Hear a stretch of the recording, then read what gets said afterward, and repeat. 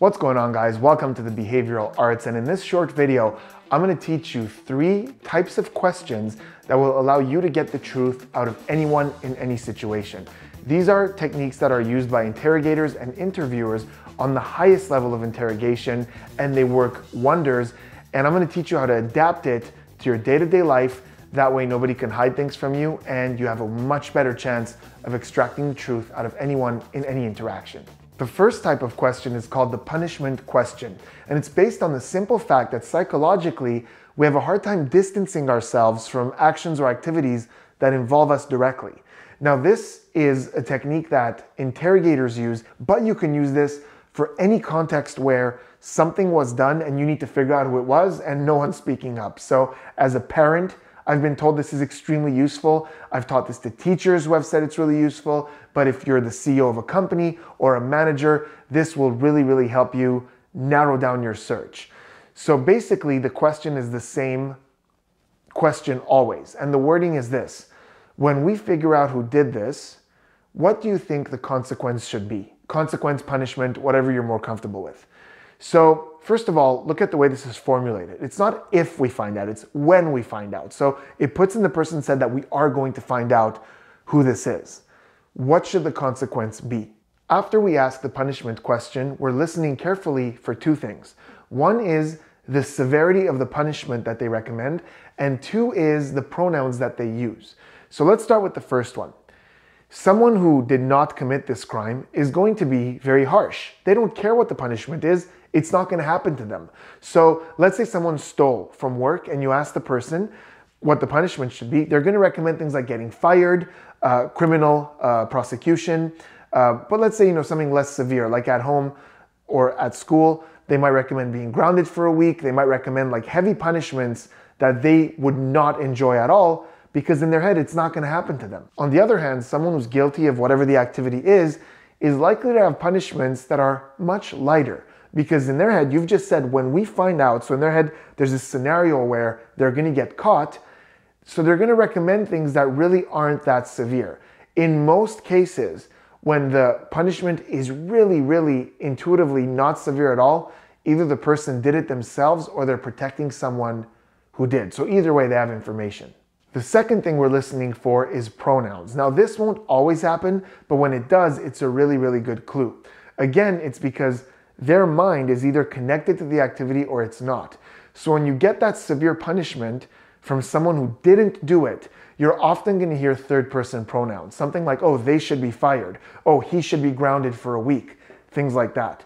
Someone who's guilty, on the other hand, may not be able to psychologically disconnect from the activity, and you might hear something like, listen, people make mistakes. I know I wouldn't want to go to jail for this. Or, listen, everyone makes mistakes. I know I wouldn't want to be grounded for a week.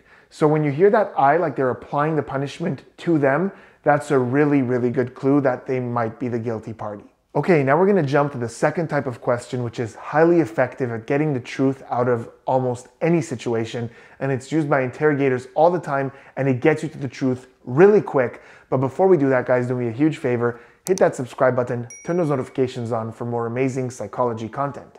The second type of question is something that I've heard taught in many different ways under many different titles, but the title that I'm going to use for it is something I read about in an amazing book called Spy the Lie, which is all about getting to the truth. And I'll leave a link in the description to this, but it's called a presumptive question. Now, presumptive questions are really powerful because they get the person to psychologically break down and reevaluate their entire story.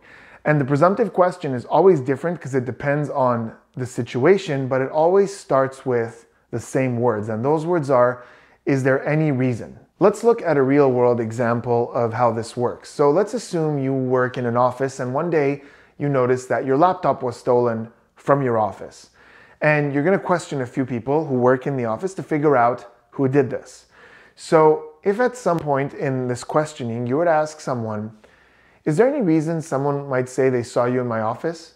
Think about what happens. First of all, you're not accusing. It's not, were you in my office? Or such and such said you were in my office. Why were you in my office? It's not an accusation. It's, is there any reason somebody would have said that? Think about what happens in this person's head. Let's say the person did it. They think they have an ironclad story. they were just gonna say they weren't around. But now you're saying, is there any reason someone saw you in my office? In their head, their entire narrative crumbles because they go, wait, is there a way someone saw me? So now one of two things is gonna happen with the guilty person. Either they're gonna get really nervous and you're gonna start seeing some signs of deception, which are covered in a lot of videos on this channel, or they're gonna make up an excuse as to why they were there. Oh no, I was in there, but I was looking for you, blah, blah, blah, whatever. And now you've placed them at the scene of the crime, so you're much closer to getting an answer. So again, the presumptive question always starts with, is there any reason, blah, blah, blah. And that blah, blah, blah is pretty vague. Never be like, is there any reason that Mark saw you in the office? Because he might know that Mark wouldn't have seen him. So keep it as vague as possible. Let's look at some other examples. Let's suppose you're a parent and you left town for the weekend and you think that your kids threw some sort of party. Simply asking, is there any reason the neighbors would say that they saw a bunch of cars here Saturday night? That's it. That's all it takes. Because think about what that would do. Their entire narrative of, oh, we just took it easy or we went to the movies would crumble. Now they have to be like, oh yeah, no, some of our friends left their cars here and we took one car to the movies, or whatever the case is, you're gonna start to see deception and get a lot closer to the truth. Another example that a lot of my clients have used successfully in the beginning of a relationship is a very simple, innocent, is there any reason someone would tell me that you're seeing someone else?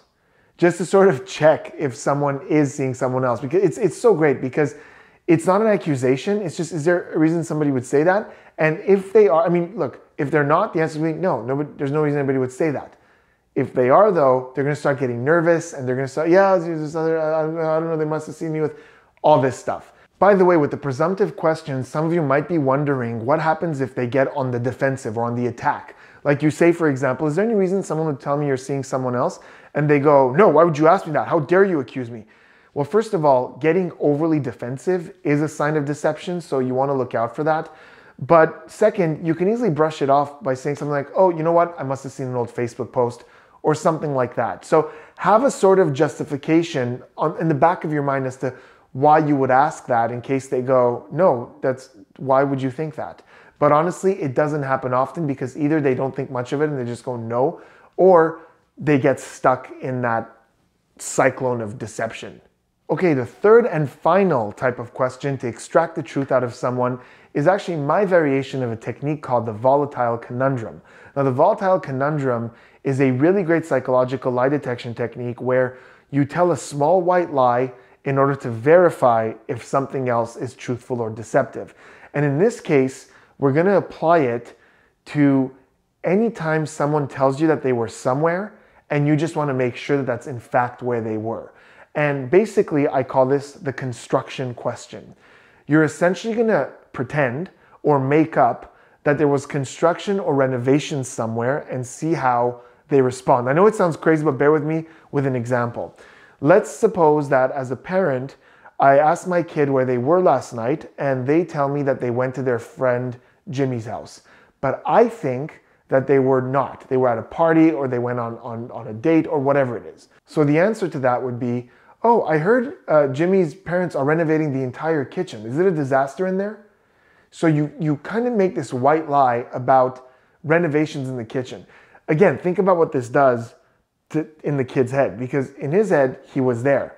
But he doesn't know if there was renovations. He didn't hear anything about that. So now he has two choices. One is to be like, yeah, no, it was a total mess, and agree with this, what you just made up, but you made it up, so that's obviously a lie. There are no renovations.